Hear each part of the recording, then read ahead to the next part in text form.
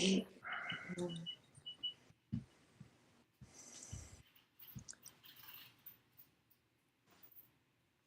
the Alabama legend. Oops. And maybe at some point in this, We're live. well, never mind. Oh, we're live? Yeah, we're live right now. I can see us on Facebook. Okay. Yep. Good. That's me. So we'll just give everybody a minute. I said 7 o'clock. It's 6:59. Right. Yeah, so we're just going to wait for a minute. We've already got 2 people on, so everybody's ready to go. Well, you getting excited? Well, you know, I'm exhausted, so. I know. Yeah. Been very exhausting. Yeah. Running. We were exhausted before this happened, and now we have to kick it into high gear, so yeah, I'm tired. I'm sure you can tell by the no makeup. And the voice is raggedy, too. Yeah. Yep.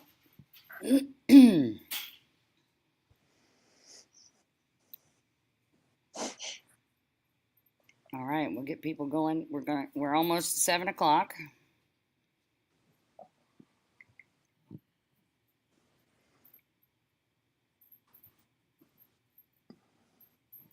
All right, I think I'm going to go ahead and get started.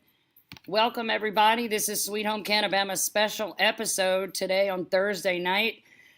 We couldn't wait till Monday, and you could probably tell by looking at me, we've had a real raggedy, real crappy week.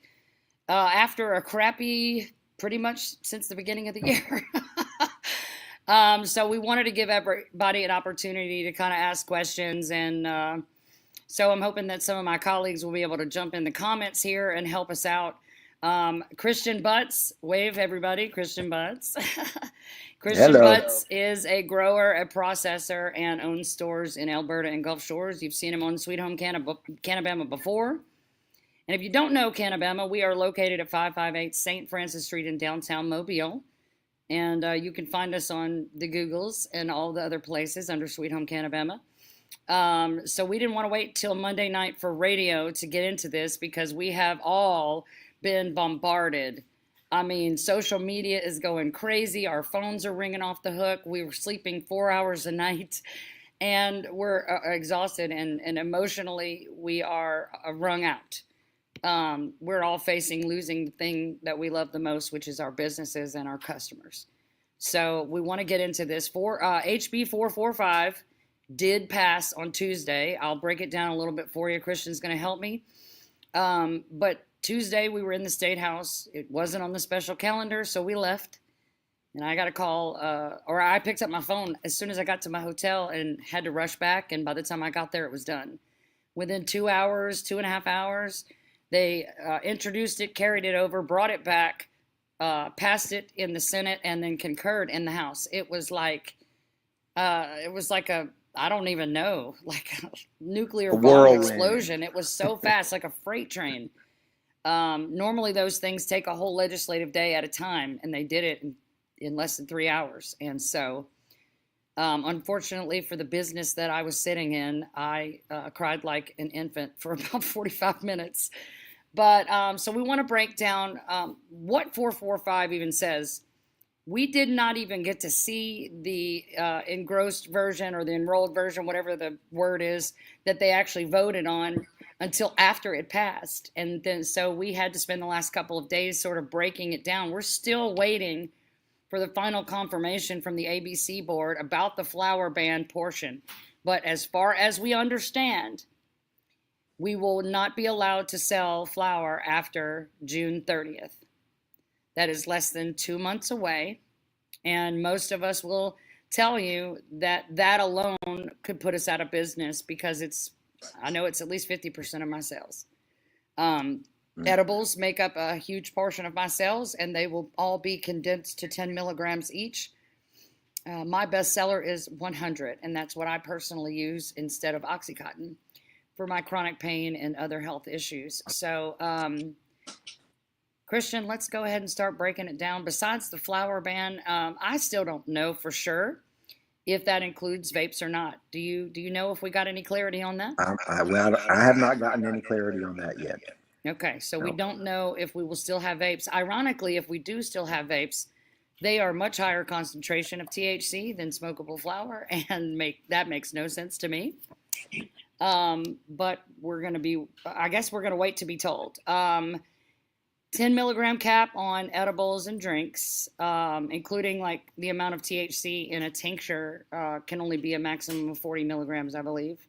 Yeah, I don't know about the tincture part. I know that that's how it is with gummies.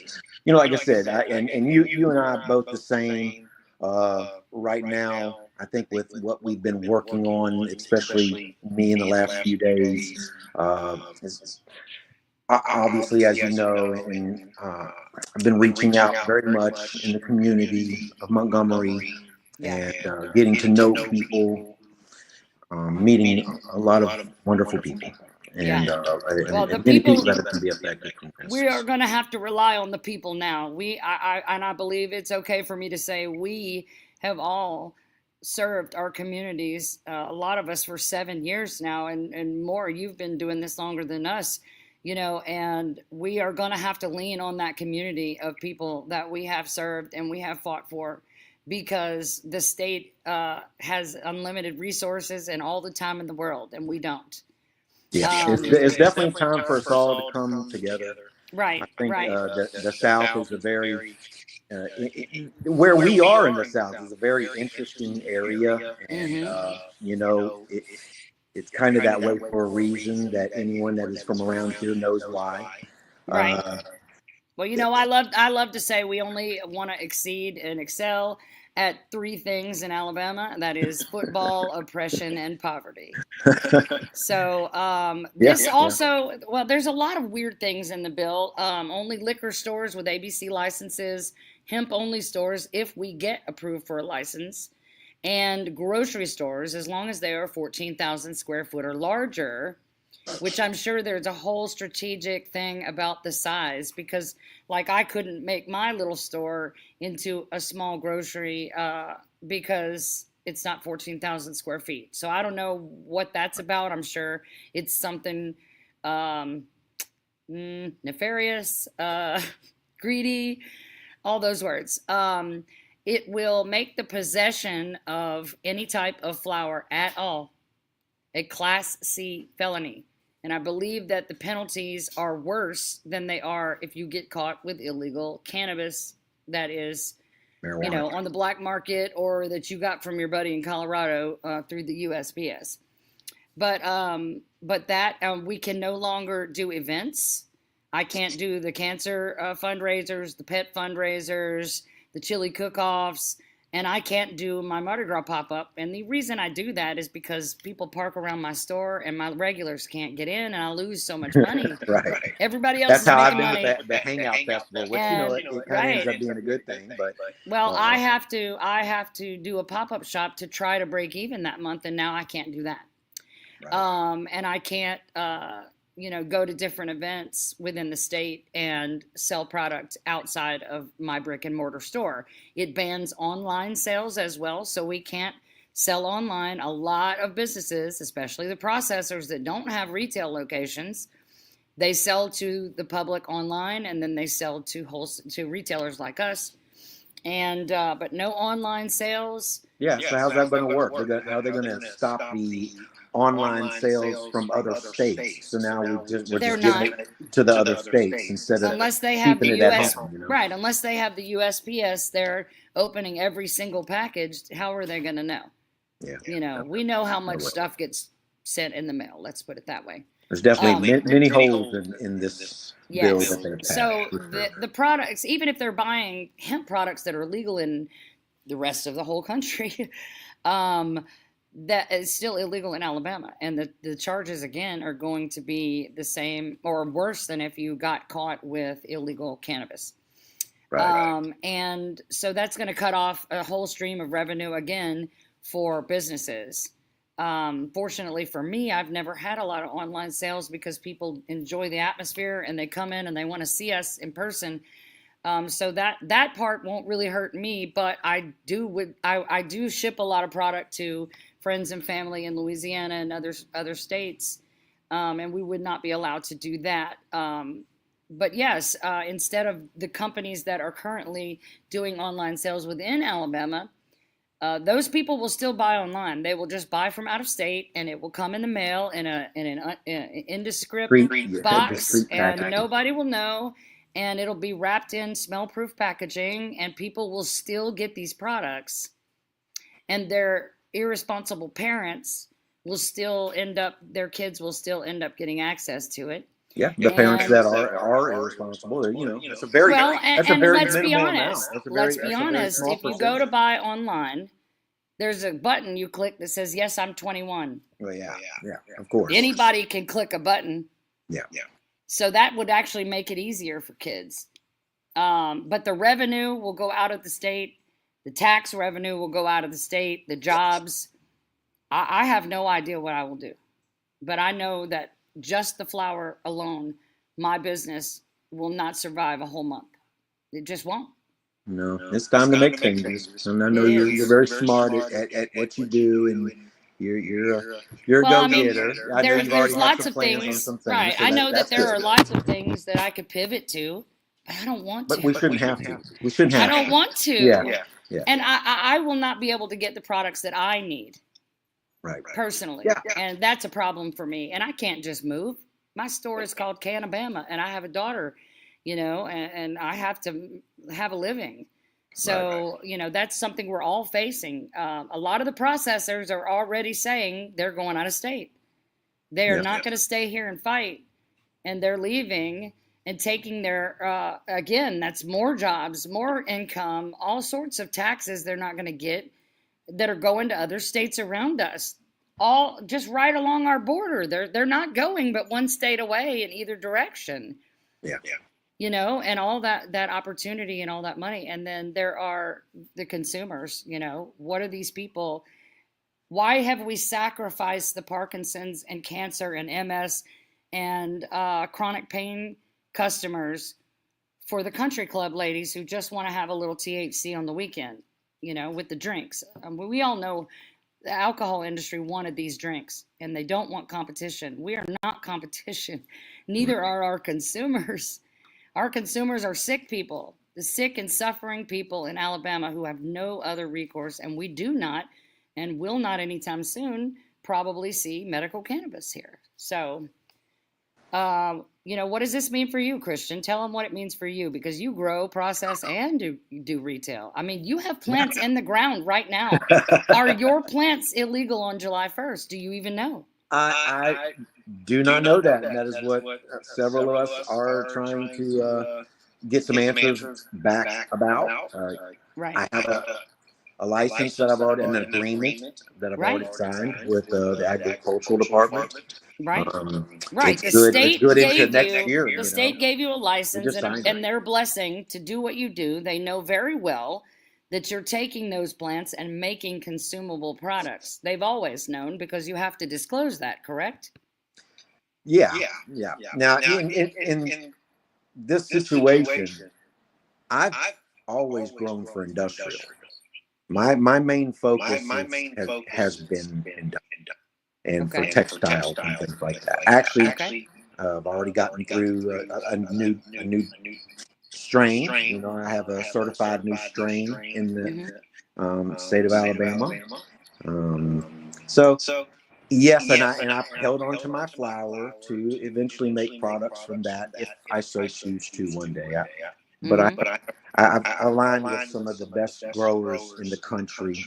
Well, I guess the question is, are you going to be able to continue to grow even though you are growing? Or is it because you're not growing for consumable that you would still be able to keep your plants, or do you know? I would imagine so. I would imagine that I would be able to grow. I just would not be able to sell that flour, and that flour would have to be processed into something. Well, do we know that the law says that being in possession of it is a Class C felony. How does that apply to someone like you who has always had a license? I mean, do we know what that means? That's part of the problem. I don't know how ADAI and the Board of Health and how this is really going to play out. Right. That those are the things that we just have to sit and wait about.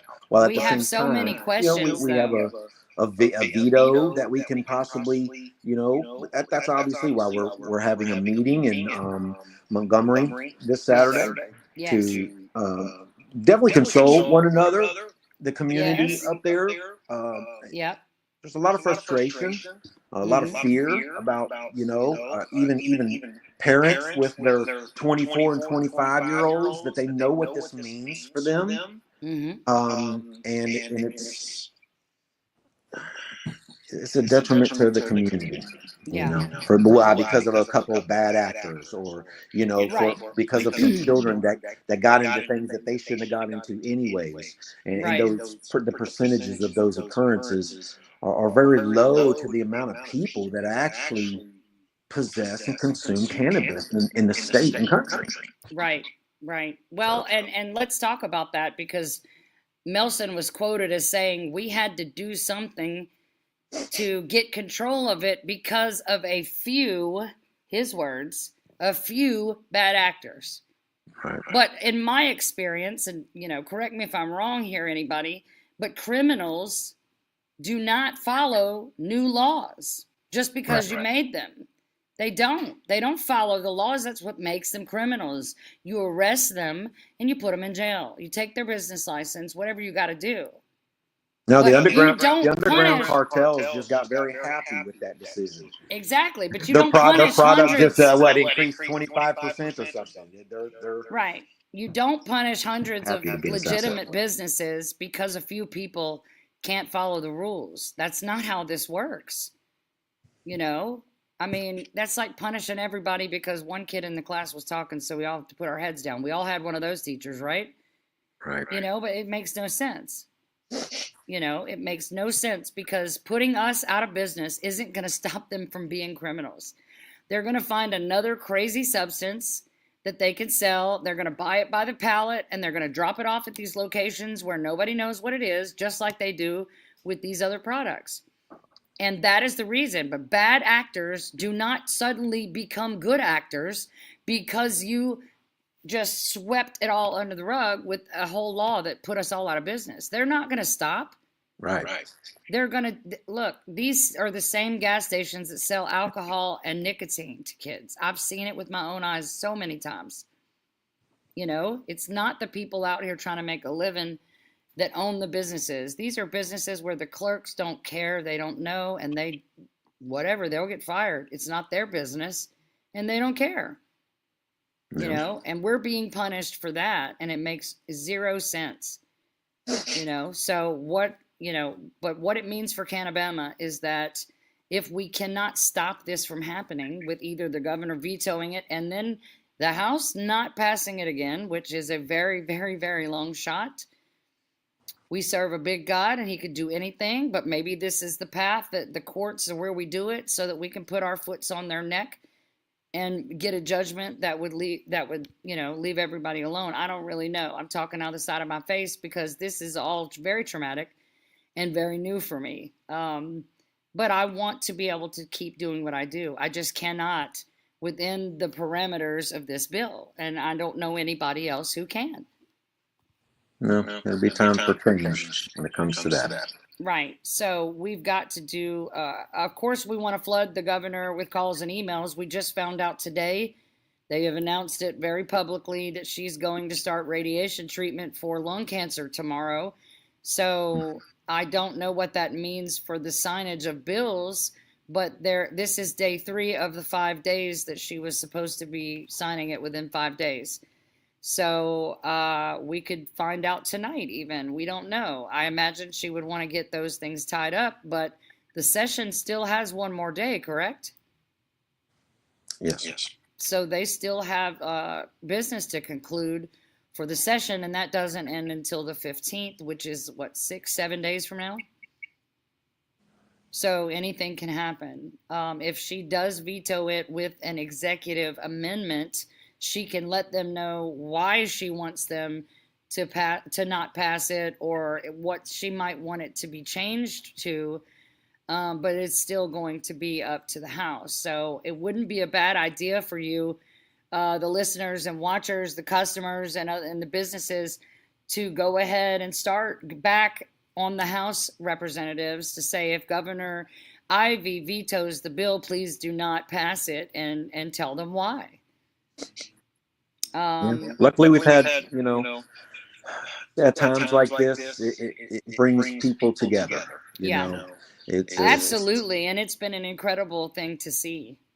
Right. It has. It's a beauty. It's almost like a hurricane. You've been around here long enough. You've been through a hurricane. And you've ridden out. I've been here 22 years. You've got everybody telling you, "Wow, I know my neighbors' names now." It's Christian. This is and because I've worked after hurricanes multiple times, and it's horrible, it's destructive, just like what's going on here. Right. This is going to tear people's lives apart. It will destroy mine. Yeah. And unfortunately, for Sweet Home CannaBama, which I believe is more important now than ever to be able to get on public radio and to live stream and have a TV option that we can get this message as far and wide as we can, it's more important now than ever. But if the store dies, that's what pays for this show, and it's breaking my heart.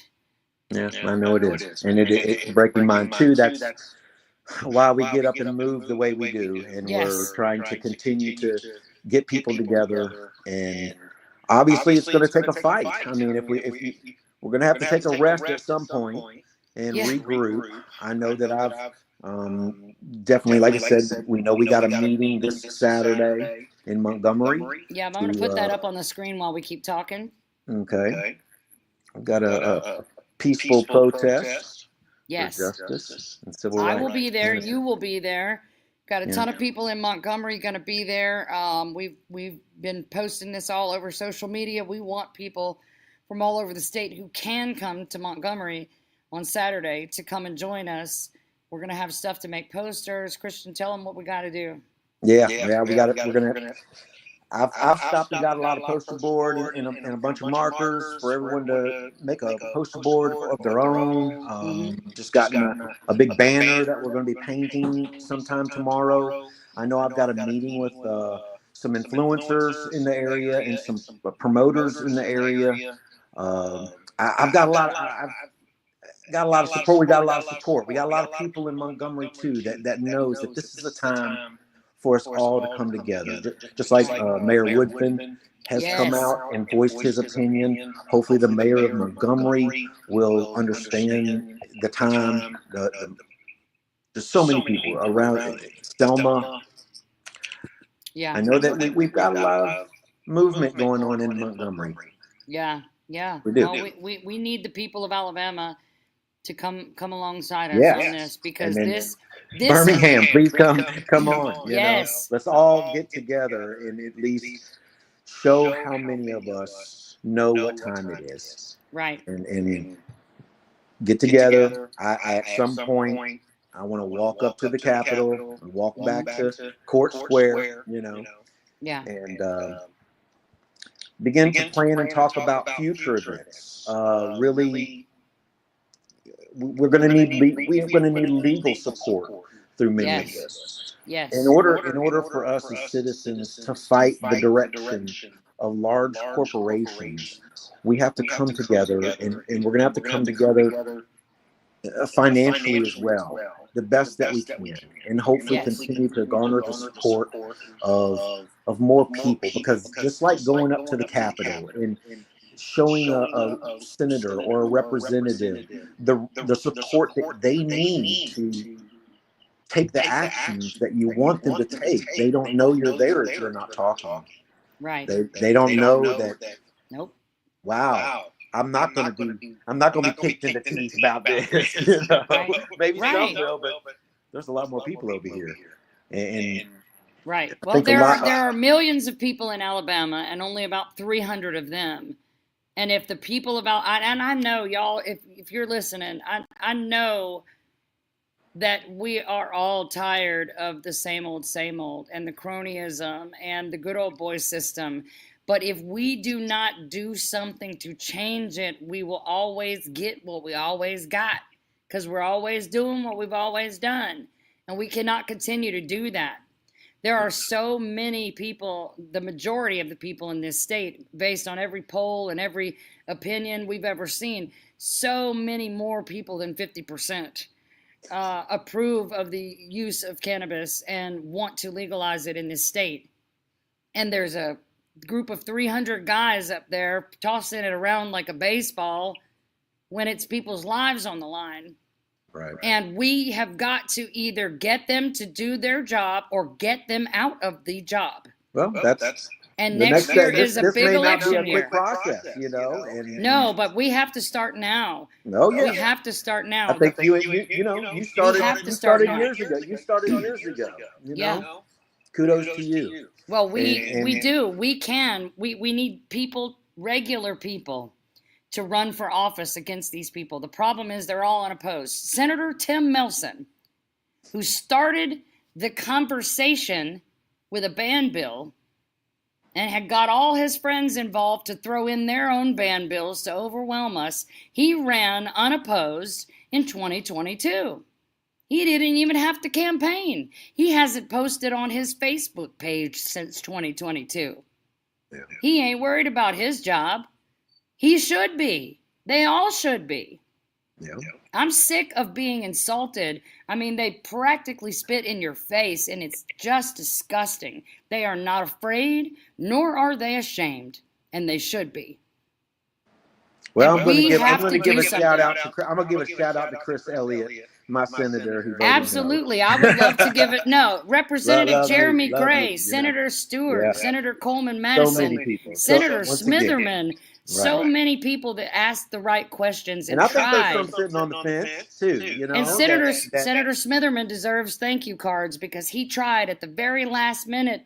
He still was trying to get flour put back in this bill, and they shot him down. So if you're in the Birmingham area, you stop by and give that man a fruit basket or some flowers or something. You know, Jeremy Gray in Opelika. If you're in Opelika, go and give that man some lunch. Something. There are plenty, but they are outnumbered by the supermajority. Yes. Yeah.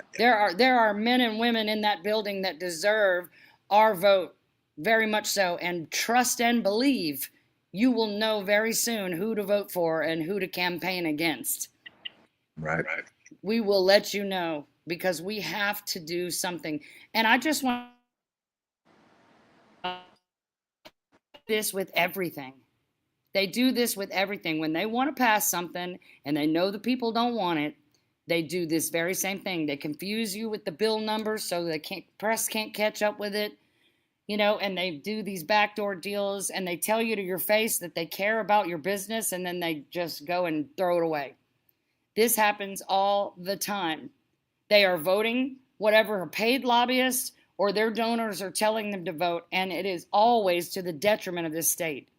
And that Class C felony is not a coincidence. There's a new $1.25 billion mega prison that's got to be filled with somebody. And we know Alabama loves to put people in jail for the plant. We know this. So we have got to do something. Well, we're going to have to start, whether it be PAC funds, you know, on the political side, we're going to need to continue to get together and talk about how that's going to be done, to build up a way to try and be an influence in their game. At the same time, we need to continue to reach out to the community and, you know, protect someone that gets arrested for hemp. Right. You know? I mean, yes. It's going to be a very interesting time to see how all this plays out. And, you know, this very well could get beat through a simple arrest and taking it to district court and state court and who knows? It's going to end up in court one way or another. Right. We just don't want it to end up in court because dozens of us got arrested as retailers. That's definitely where we don't want to go first. We definitely don't want our customers getting arrested. Right. You know, because my average customer can't afford a lawyer. You know, can't afford to fight the state on something like a possession charge that could get you up to 10 years. Are we going back to 1937 all the way here? I don't know. It's just crazy. They've allowed hemp to go on the market. They've allowed to let all the citizens of the state see the benefits from it, all of a sudden find something other than, the pharmaceuticals or even the alcohol that can give them that moment after work, or that can help them go to sleep. So many things that Right. that they would like to enjoy at the party, whatever it be. Right.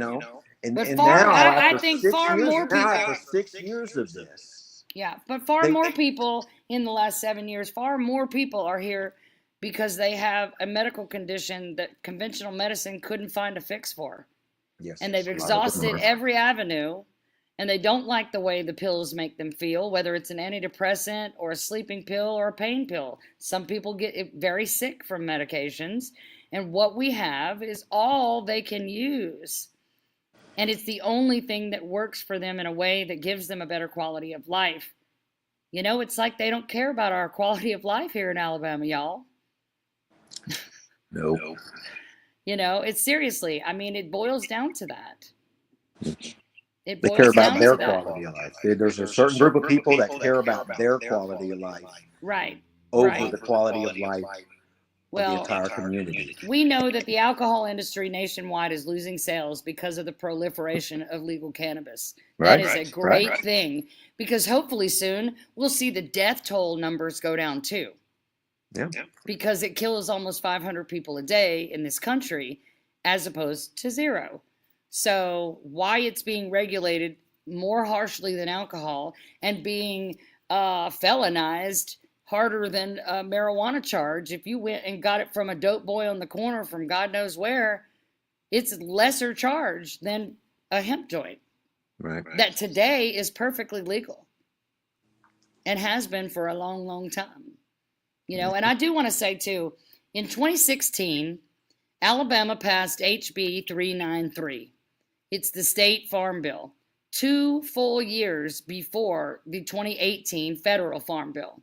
The language in the Alabama bill is identical to what the feds adopted 2 years later. So Alabama actually legalized this 2 years before the feds, and they voted on it unanimously, including Senator Melson, and it was all publicized. You can go look it up on Facebook and Google and all that. They wanted to be on the forefront of the hemp industry. They wanted to maximize the commercialization of hemp in every avenue, and they were trying to be forward thinking. So that is actually the law that I used when I opened my shop 4 months before the 18 Farm Bill was signed. I knew that because Alabama had already said it was okay, that I didn't need to wait till December, and we all knew in December Trump was going to sign it. So I opened up that summer fully confident, a block from the police station, and I was in the corner of a hair salon. That's how small we were. But sheriffs would come in and get haircuts and just stare at it. And I never gotten in trouble. I've never been, I've been robbed a bunch. That's why the cops are always here, because people keep throwing bricks through my window in downtown. But, I have a great relationship with police. But when they enacted that bill unanimously in 2016, they absolutely wanted to be on the forefront, the cutting edge, the innovators, like Alabama's doing that on any level and any industry. But so to say now, they're trying to say in Borohemp's case that no, the state never meant for commercial sale. It was only meant for research purposes. And yet we've got legislation from 2023 that age-gated us that proves they did mean for us to sell it for consumption. And now, ironically, with the passage of 445, there you go, through the House and the Senate, the state absolutely intended for it to be consumable because they didn't ban it outright. And so it's like a shell game, to hear Melson say, oh, the farm bill was only meant for rope. No, it wasn't. And you're the one who signed one before the feds did. Right. That it's ridiculous. So there's something we can't see and we can't know that's going on. And someone very powerful, or someone's, don't want us to continue to help the people of Alabama, and they don't want the people of Alabama to have anything but 10 milligram drinks. And I'm sorry, but I'm not going to drink 10 milligram drinks instead of having one of my gummies that I have now. That's ridiculous. Right. You know, it is absolutely ridiculous. It will not help my people who have seizures and cancer. It will not help them. And they won't be able to afford it if they could eat 10 gummies. They're individually wrapped in 4-packs, by the way. Right. There's rules about how you can extract it. There's rules about how the stuff can be processed. There's so many rules that you could never possibly meet each one of them and stay alive. You can't. What's funny is I have not had time to read the whole thing, but the small amounts that I have read, there's so many holes in it. It is very vague in lots of sections. It's going to be an interesting situation. It's very vague. We can't even get anybody to answer, is it July 1st or January 1st? Because there's 2 dates in the bill. Right. You know, and the consumables exclude smokable hemp and vapes. So the consumables will be enforced, which means the 10 milligram gummies, I assume, and the packaging and labeling requirements and the license requirements. They even added that we have to have a $25,000 surety bond, which from what I understand, you get from an insurance company. And I don't know if you've ever tried to get insurance on your business, but it is almost impossible just to get liability on the building because of what's inside the building. They won't even insure the products. So how am I supposed to get that? There's just too many. And there's certain things in there as well that the ABC board will have discretion over. They'll get to decide, well, we want this to be this way instead of, you know, whatever it is. We have no idea. We have no idea. No. Well, you told me to tell you when time was up, and we're 5 minutes over. I've got a long drive to get up to Montgomery, and all right, I'm going to put this flyer up one more time. Y'all come and join us if you can. We will be planning other events. I would love to see a gathering event down here in Mobile and Baldwin County. Yes, I don't know if we need to do a march, do a town hall meeting. Do something in the different parts of the state. Our colleagues are all over the state. Yeah, we're going to need to start doing a fundraiser, Reggae Fest fundraiser. I think we need a statewide event in Montgomery. I think we need an Alabama Hemp Fest. If I can pull off 420 in 2 weeks with just the help of Shake the Field, we can pull it off in Montgomery. We're working on it already. Yeah, we are. we are. All right. Thank you, Christian. All right. Thank you all for being with us for this special episode.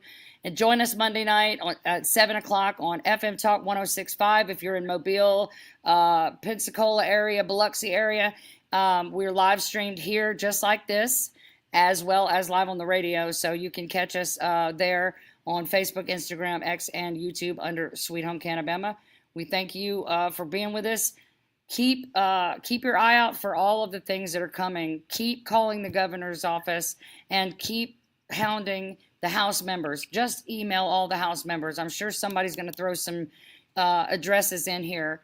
But we need you. And if we go to fundraise, even if it's $5, $10, if enough people help us, we can hopefully get an injunction or find some relief in the court. I want to say this real quick. Okay. I know that I've seen you spend a lot of time and spend a lot of money and just work your little tail off to make a difference. And until we definitely get something organized, if there's anyone out there that would like to help, I know that I'm sure that you can take payment by credit card over the phone, a donation of any sort.